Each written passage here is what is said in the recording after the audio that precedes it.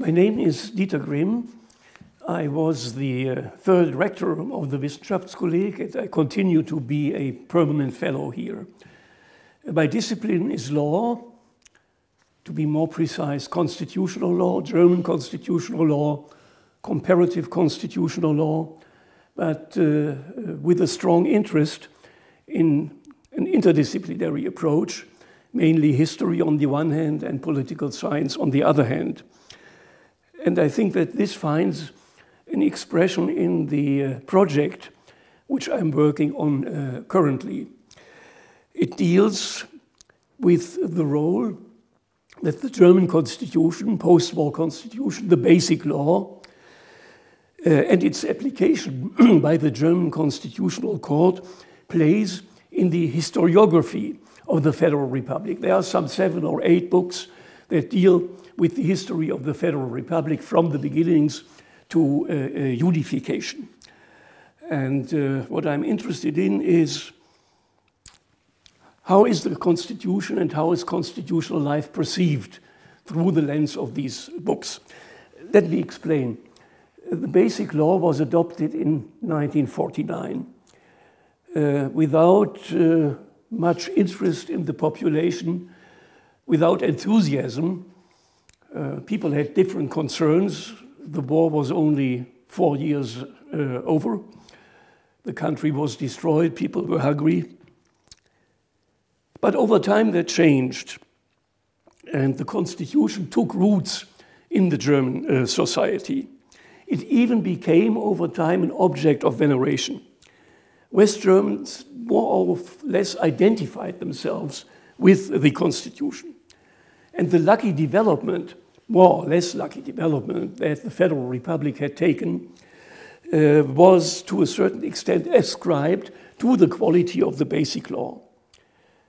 At a certain point, there appeared a notion that I've never found in any other language, namely constitutional patriotism, which was used to characterize the special role that the Basic Law had in the German society. And from anniversary to anniversary, the veneration grew, and it is common, meanwhile, to say that this is the best constitution that Germany ever had. Now, when I read these history books, I found a strong contrast to this picture and this image. This importance that this public veneration indicates was not reflected in the books. The Federal Republic came into being by the adoption of the Basic Law, and this is of course mentioned. It cannot be neglected. This is of course mentioned in the books.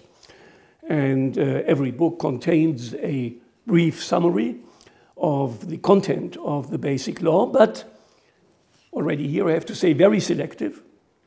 If you would put all the 7 or 8 books next to each other and wouldn't tell a reader that it is about the Basic Law, they probably wouldn't recognize that the books are dealing with the same subject. But then the Basic Law is there, and it doesn't find any further interest. And the same is true for the tremendous relevance that the Basic Law gained through its application and interpretation by the Constitutional Court, an institution, by the way, of which I was a member for 12 years. Some very important judgments of the Constitutional Court, politically important judgments, appear, but one really doesn't know exactly why this court has such a function and such an important role, and some very important decisions with a long-standing impact on structural impact on the history of the Basic Law are not even mentioned. And I haven't found any decision of the Constitutional Court quoted from the sources, everything secondhand. So my question is, of course, how can we explain this?